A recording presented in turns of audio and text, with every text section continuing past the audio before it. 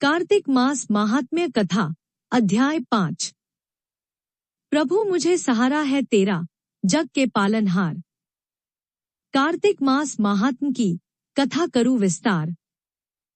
राजा पृथु बोले, हे नारद जी, आपने कार्तिक मास में स्नान का फल कहा, अब अन्य मासों में विधिपूर्वक स्नान करने की विधि, नियम और उद्यापन की विधि भी बतलाइए। देवर्षि नारद ने कहा, हे राजन, आप भगवान विष्णु के अंश से उत्पन्न हुए हैं, अतः यह बात आपको ज्ञात ही है, फिर भी आपको यथाचित विधान बतलाता हूँ।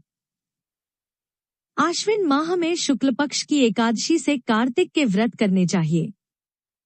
ब्रह्म मुहूर्त में उठकर जल का पात्र लेकर गांव से बाहर पूर्व अथवा उत्तर दिशा में जाना चाहिए। उसके बाद जो मनुष्य मुख शुद्धि नहीं करता, उसे किसी भी मंत्र का फल प्राप्त नहीं होता है। अतः दांत और जीभ को पूर्ण रूप से शुद्ध करना चाहिए और निम्नलिखित मंत्र का उच्चारण करते हुए दातुन तोड़नी चाहिए। हे वनस्पते, आप मुझे आयु, कीर्ति, तेज, प्रज्ञा, पशु, संपत्ति, महाज्ञान, बुद्धि और विद्या प्रदान करो। इस प्रकार उच्चारण करके वृक्ष से 12 अंगुल की दांतुन ले, दूध वाले वृक्षों से दांतुन नहीं लेनी चाहिए। इसी प्रकार कपास, कांटेदार वृक्ष तथा जले हुए वृक्ष से भी दांतुन लेना मना है। जिससे उत्तम गंध आती हो और जिसकी टहनी कोमल हो, से ही वृक्ष से दंतधावन ग्रहण करना चाहिए। प्रतिपदा, अमावस्या, नवमी, छठी, रविवार को चंद्र तथा सूर्य ग्रहण में दांतुन नहीं करनी चाहिए।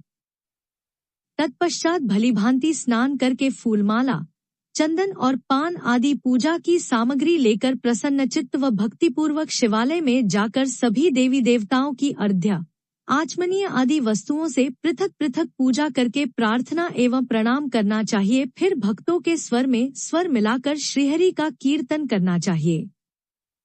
मंदिर में जो गायक भगवान श्रीहरि का कीर्तन करने आए हों उनका माला, चंदन, तांबूल आदि से पूजन करना चाहिए, क्योंकि देवालयों में भगवान विष्णु को अपनी तपस्या, योग और दान द्वारा प्रसन्न करते थे, परंतु कलयुग में भगवत गुणगान को ही भगवान श्रीहरि को प्रसन्न करने का एकमात्र साधन माना गया है। नारद जी राजा पृथु से बोले, हे राजन, एक बार मैंने भगवान से पूछा कि हे प्रभु, आप सबसे अधिक कहाँ निवास करते हैं?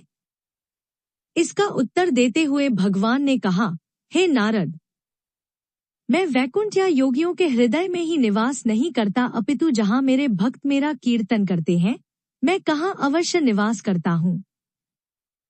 जो मनुष्य चंदन, माला आदि से मेरे भक्तों का पूजन करते हैं, उनसे मेरी ऐसी प्रीति होती है जैसी कि मेरे पूजन से भी नहीं हो सकती।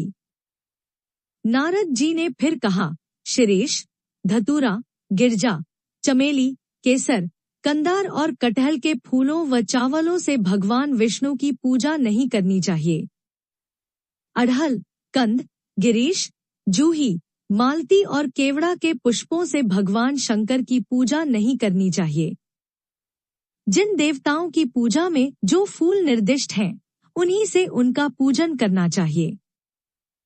पूजन समाप्ति के बाद भगवान से क्षमा प्रार्थना करनी चाहिए, यथा, हे सुरेश्वर, हे देव, न मैं मंत्र जानता हूँ, न क्रिया, मैं भक्ति से भी हीन हूँ। मैंने जो कुछ भी आपकी पूजा की है उसे पूरा करें।